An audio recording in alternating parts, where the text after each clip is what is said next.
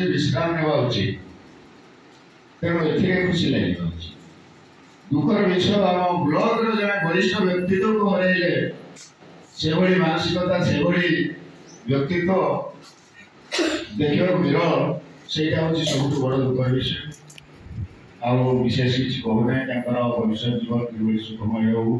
भगवान चलपथी को सृष्टि करूँ ये मोर वाणी विराट धन्यवाद। मुख्य अतिथि मुख्य आकर्षण गोपाल सार एवं सहधर्मिणी जगह भाई उपस्थित समस्त देवतुल्य गुरुजी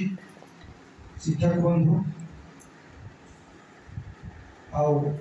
शिक्षयित्री बंधु समस्त को मो तरफ ये मंच को तो प्रथम स्वागत करी मत गोटे सुजोग मिलला 2 मिनिट कहवाई से निजक खुशी मन कर 2 मिनिट कथा हूँ गोपाल सार विषय कौन बा कहबी अलरेडी आम सब गुण विषय समस्त शुणिले लास्ट 2 वर्ष है सीआरसीसी दायित्व नेला पर सार संस्पर्श आसी पूर्व मु सार सहित एत जड़ित हो नी जानी नी सार कौटी कौन के काम कर 2 वर्ष जहाँ शिखी पूर्ण सार कहते समय 10टा 1 नुह 10टा 3टा 59 नुह 4टा जो कथा कहते से निजे करके देखी सेटा समस्त को पहुँचे सब गोटे वार्ड मत सब बेसी इंप्रेस लगे से वार्डटा हूँ प्रथम मु निजे करके देखाती सब जुक्ति करती देखो मुझे आपण मैंने करेंगे न करेंगे अलग जिन तेणु निज पाखे जहाँ भी दोष त्रुटि थाए आम प्रथम निजक देखी ना जदि जापर से व्यक्ति विशेष आम गहन गहन आउ 3 दिन आज 28 तारीख 29 30 31 पर्यटन वर्किंग डे अच्छी 31 तारीख दिन अवसर कार्य कार्य दिवस सरी सार अवसर ने तेणु से अवसर नौवा व्यक्ति जो गोटे बहुत बड़ बोझ मुझे अनुभव करे मो निजक जे आम हरिचंदनपुर ब्लॉक रे बहुत सारा कार्य अच्छी जमी सार कहते गोटे पूरा ब्लॉक सब काम जदि कहीं तुलाऊ था भावा ऑफिशियल प्रत्येक चिठी को ठीक भाव में फॉलो करवा तार को रिपोर्ट का केते जीवा दरकार अछि एवं को कामटा केते ठीक भाव में मेंटेन करवा ट्रेनिंग को वैल्यू को केमती अरेंजमेंट करवा बहुत पूर्व चिठी आसु आसु से प्रस्तुत है रेडी हेतिबे एवं जोथि कि ताको समय जहां भी ट्रेनिंग कार्यक्रम होई आ जहां ब्लॉक स्तर कार्यक्रम गुडी गई सुचारू रूप परिचालित होई सेति से जो गोटे टीम लीडर जो दक्षता सार पाखे अच्छी से आम समस्त निश्चित भाव में आशा रखी सार पाखे गोटे तो कौन कम से कम शिखा आम बहुत पूर्व प्रस्तुत हवा भितर आमको सब कार्य गुड़िक से सोपान देकी करदे सब स्मूथली कम सरी कथा विशेष मुझे कहबी नहीं तो कहबी सार शेष समय जोटे कि भविष्य जीवन जमी निरामय रहू प्रभु जगन्नाथ निकट देखिए प्रार्थना करुँचे सार परवर्ती जीवन सुख शांति और समृद्धि भर जाओ। जय जगन्नाथ। जर्मानिया सभापति महोदय मुख्य अतिथि नायक सार विदायी शिक्षक एपीओ गोपाल चंद्र साहू सार एवं सहधर्मिणी जगा सार उपस्थित समस्त शिक्षक शिक्षयित्री वृंद आज विदायकालीन संवर्धना सभा मोर अंतर आमर विदायी एपीओ गोपाल सार को शुभेच्छा और हार्दिक अभिनंदन जनाऊँगी एवं भगवान को निकट ये प्रार्थना करुँची सार अवसर परवर्ती समय शारीरिक भाव सुस्थ रुहतु मानसिक भाव सुस्थ रुहतु सपरिवार समस्त सहित बहुत खुशी सुस्थ रुहतु। सृष्टि नियम हूँ परिवर्तन ये परिवर्तन धारा दे आम समस्त को गति करने को पड़ी है तेबे सार को पाखरे से परिवर्तन समय अनुसार आज आम गहन विदाय ने सत किंतु वास्तव में स्थूल भाव में सार आम ठारू विदाय नौचंदी किंतु सूक्ष्म भाव में आमर मानस पटल रे सार सबुदिन एमिति रहिथिबे। सार जो कर्तव्य जो कर्म से कर्म आधार पाई आज सार आम हृदय को जो छुई जाइछंती सही भावना सार को प्रति सबुदिन रहिथिबो। सार प्रत्येक काम को जमिति कहउथिले जे समय पूर्वर करुथिले एवं ठीक समय रे सारुथिले। वर्तमान देखंतु 2 दिन ट्रेनिंग कार्य गोटे ट्रेनिंग सरिला शिशु बाटिका पुणी आगोटे ट्रेनिंग कार्यक्रम चली। तो ये सब कार्य को सार माने चाकरी कालीन समय अंतिम समय पर्यंत बहुत भल भाव में तुले आछंती। तेणुक सार जेहेतु कर्म श्रेष्ठ अच्छी सार जो कहती गोटे करवा हैंड आ गोटे करवा हेड आ गोटे करवा हार्ट तो सार तीनोटी जाक को अप्लाई करथिले हैंड हेड और हार्टली करथिले कर्म रे सेतिक समर्पणता थिला सार को। तेणुक सार प्रत्येक कर्म को बहुत सुंदर भाव में करुथिले। आ एई जिंस को आमे समस्त धारण करबा दरकार शिखिबा दरकार जहाकी आम पई मध्ये एक गौरवर विषय हो। तेणुक सार आम पई जने जो कहा जाए माने सिंपल लिविंग हाई थिंकिंग रो पर्सनालिटी रो सार। तेणु सार समस्ते कही गलेनी सार तीटा जिंस को सब बैलेंस करके चलाती बड़ा हाई अथॉरिटी हेले भी सुधा लो और लव तीटा को सब बैलेंस करके चलै थांती माने सब किछि करंती कहंती किंतु लव तारी भीतर थाए अफेक्शन तारी भीतर लुचि रही थाए। तेणु करी सार को समस्त कार्य को समस्त मानि करी आसीछु। तेणु करी सार आज आम गहन रो विदाय नउछंती भाबिला बेलू दुख लागुछि काहे कि ना सार को जोठी जते बेले भी देखा हुए सार को सहित गोटे स्मित हास्य सहित जो दीपद मीठा कथा कहती से मन को गोटे संतुष्टि आसी जाए बहुत खुशी लगे। तो हुए तो बी ऑफिस को गले सार को रूम आड़ को माने चाहिला बेल को सही सार जो स्मित हास्य भरा दीपद कथा शुणिया मन में आग्रह सृष्टि होतबो किंतु सेते बेले निश्चित भाव में बहुत दुख लागबो किंतु सार को आमे आज अवसर दउछु किंतु मन मध्य हृदय मध्य सुनिश्चित रहिथिबे पुणी आउथरे सार को पई से मां तारिणी जगत जननी करुणामयी को पाखरे एतिकी गुहारी जे मां सार को अवसर परवर्ती समय निश्चित भाव सुख रे शांति रे रखंतु एवं सब परिवार सहित भले रहंतु। एवं वर्तमान समय अछि सार को जे ठीक भगवत प्रेमी हेबा पई आध्यात्मिकवादी हेबा पई जहा कि सस समय जाक हमर साथ दिए मानसिक शांति संतुलन रक्षा करिया पई यह बहुत आवश्यक। सार को पाखरे से गुण भरी रही तथापि आउटिके ताको निज समय भीतर अधिक गाड़ी की भगवान को ईश्वर प्रेमी बा आध्यात्मिक प्रेमी हुअतु तो से भगवान सार शुभ कामना कर रहुछि। एवं जगह भाई एवं आज आकर्षण गोपाल सार एवं मैडम ता सहित आमर उपस्थित समस्त प्रधान शिक्षक शिक्षयित्री एवं सहकारी शिक्षक शिक्षिका आज जो कार्यक्रम अवसरकालीन संवर्धना सभा कराई प्राय तो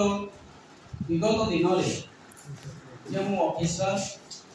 बीओ हूँ एबीओ बीआरसीसी जो मैंने भी अवसर रही जो आजिका दिन में जो कार्यक्रम आम ब्लॉक सारा चली गोपाल सार अनुनय जे माने व्यक्तित्व किपरि थिला हम एथु अनुमान करिवा जे सारा ब्लॉक रे प्रत्येक स्कूल रे मध्य गोपाल सारंकर एई समर्थना सभा करा जायछि। तेणु एथु तांकर व्यक्तित्व तांकर कर्तव्य निष्ठता ए बाबद आमर आउ कहबार कौनसी माने यथार्थता नहीं एथु आमे समस्त जानि परथबा एति कहबी एवं आगामी जीवन मैडम को सागरे तांको परिवार सहित खुशी कटू एति जगन्नाथ निकट प्रार्थना। धन्यवाद। ବର୍ତ୍ତମାନ ଜଳବାୟୁ ଅନୁରୋଧ କରିବି ସେଟା ବକ୍ତବ୍ୟ କରିଥିଲେ।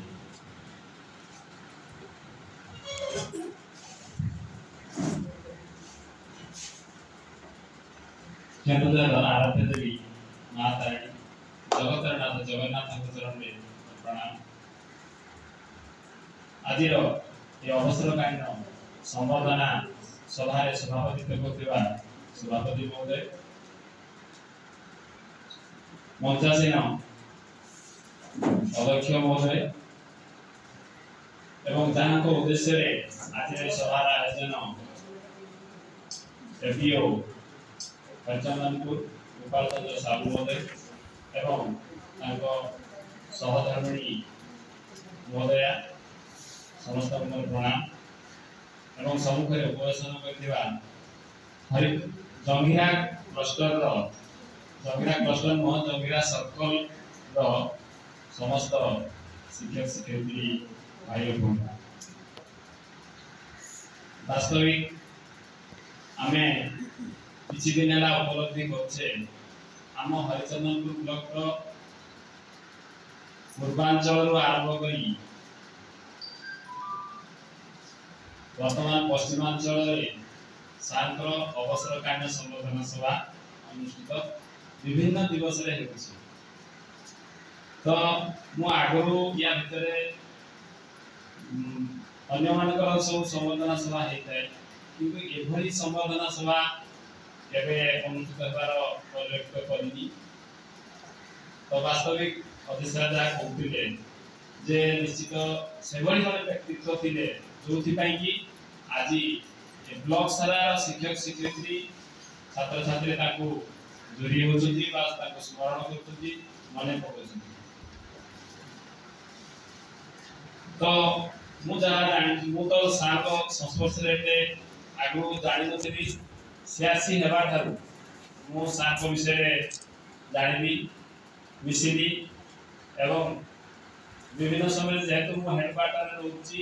ହେଡକ୍ୱାର୍ଟର ସିଆସି ହିସାବରେ ବିଭିନ୍ନ ସମୟରେ ମୋ ସହିତ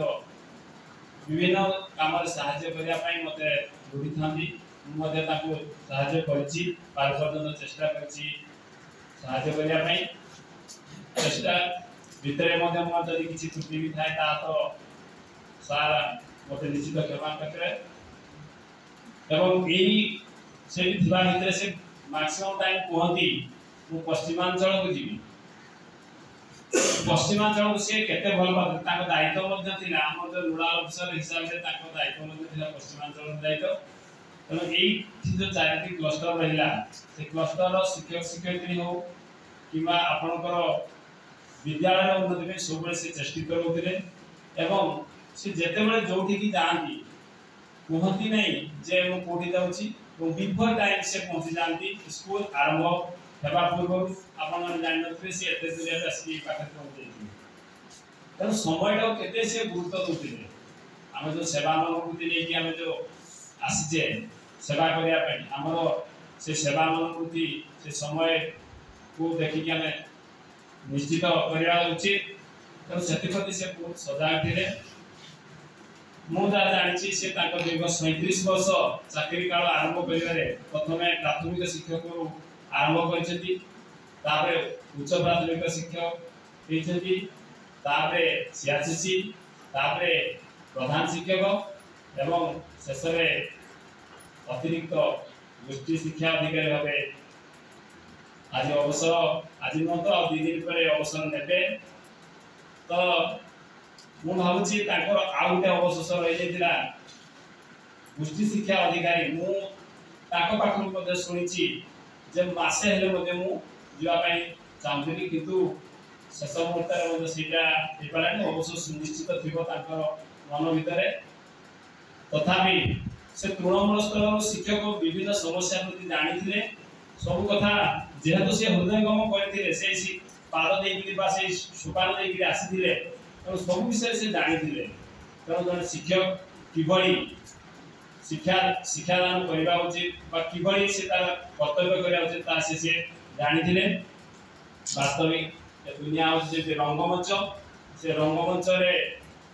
ଦୁନିଆ ରଙ୍ଗମଞ୍ଚରେ ବିଭିନ୍ନ ଅଭିନୟ କରିଛନ୍ତି, ବିଭିନ୍ନ ହିସାବରେ ସେ ଅଭିନୟ କରିଛନ୍ତି अभिनय निश्चित निखुण थिला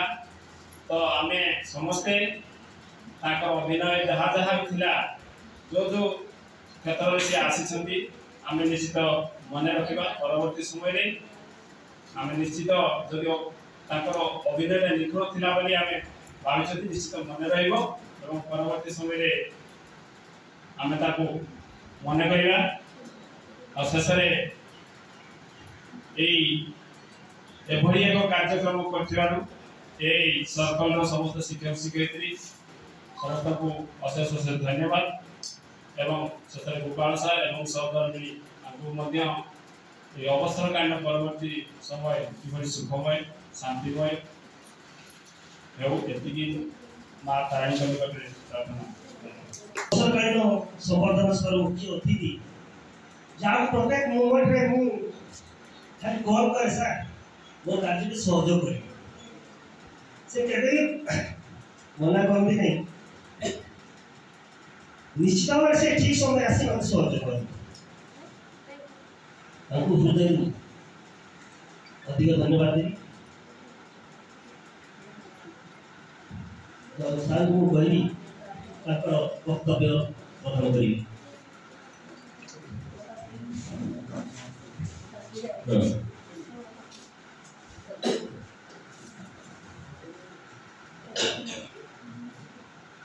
गोटी ओडिया का भूमि रत्न सिंहासन चौका चौका माड़ी बसी श्री कोटि नाथ जगन्नाथ पाद केन्दुझर अधिष्ठात्री देवी परमप्रिय माँ तारिणी भक्ति आज विधाकालीन संवर्धन सभापति महोदय जहाँ उद्देश्य आज कार्यक्रम पूज्य प्रणम्य गोपाल साहब पाखे बसी मैडम सम्माननीय भाज मो सामने बसी मोर समस्त शिक्षक शिक्षिका बंधुगण समस्त भक्त प्रणाम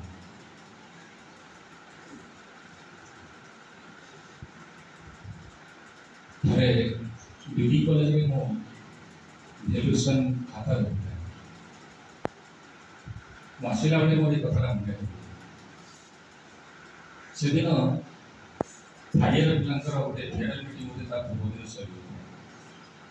से ब्लैकबोर्ड लिखा जाए हैप्पी फेयरवेल से लेखाटा मुझे बारंबार पढ़ी जे हैप्पी फेयरवेल कौन विवाह संवर्धन उत्सव ये गोटे उत्सव अलग प्रकार उत्सव पुणी ता सहित हैप्पी फेयरवेल हैप्पी और फेयरवेल ये दुटा कॉन्ट्राडिक्ट कर जोटा को इंग्रजी पैराडॉक्सिज्म बोली जेमते हमको India is a rich country with poor people ये गोटे पैराडॉक्सिज्म किंतु ये आर्यावर्त भारत भूखंड हमको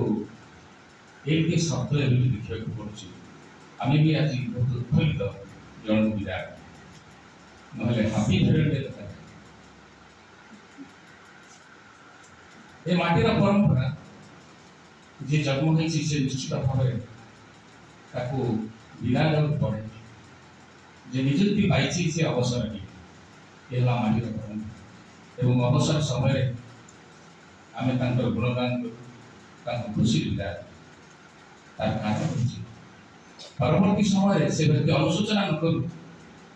से पश्चाताप न करूँ मुझे भूल कर कारण प्रत्येक जीवन आरंभ every farewell is a sunset प्रत्येक विवाह संवर्धन होची एक सूर्यास्त एवं ये सूर्यास्त पर it hours for another sunrise एवं ये सूर्यास्त अपेक्षा करता है आ गोटे नूतन सूर्य